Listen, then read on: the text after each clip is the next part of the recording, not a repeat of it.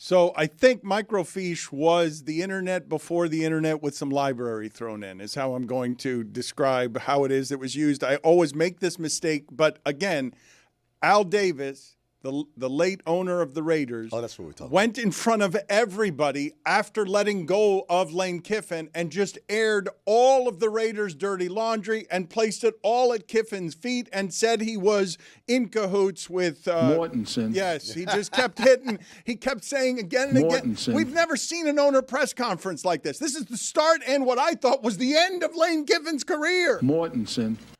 And to see then he goes to Tennessee and they're burning mattresses on campus because of everything that happens there. And then because he decides to leave to USC.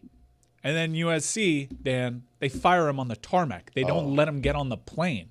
This is a guy that was a pariah. He had to go to the Nick Saban school of rebuilding one's credibility. Pariah Carey. And he did that. He rebuilt himself. He had to go to FAU, the Lane Train, in Boca Raton to show that, no, I could run a program.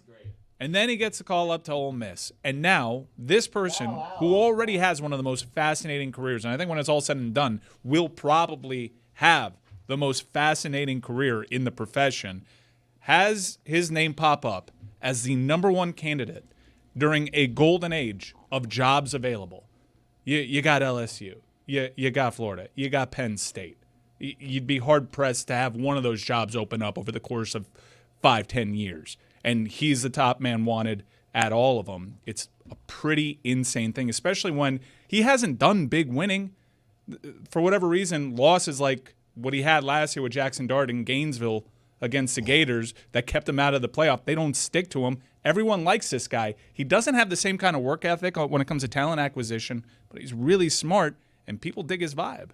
To be fair, he was 31 when the Raiders hired him as coach, which is insane to think about. The longevity. Yeah, because he was 31 when he started coaching. It's been 20 years. I'm interested in the longevity, but I'm also interested in the forgetfulness of people, because that's some very public learning that he was doing with failures that are hugely embarrassing. And I do think it matters what Mike Ryan just said on give me all the signature wins, because the reason Lane Kiffin gets credit is because he's never expected to win. Like the game, he often wins in the SEC when the expectations for Lane Kiffin and Ole Miss are, you're not supposed to win. You're not going to win. How are you winning?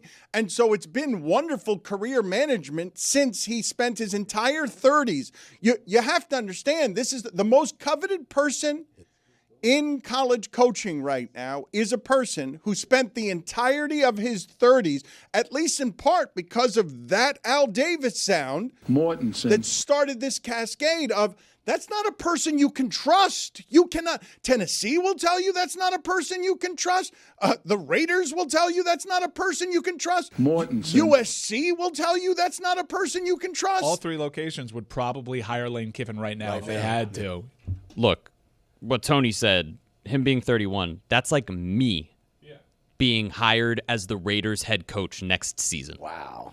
And he's grown from it. That's crazy. He's absolutely grown from it. Plenty of coaches have had failure and have turned themselves into great coaches. Bill Belichick, didn't have it go great in Cleveland before he became reputed to be the greatest head coach of all time.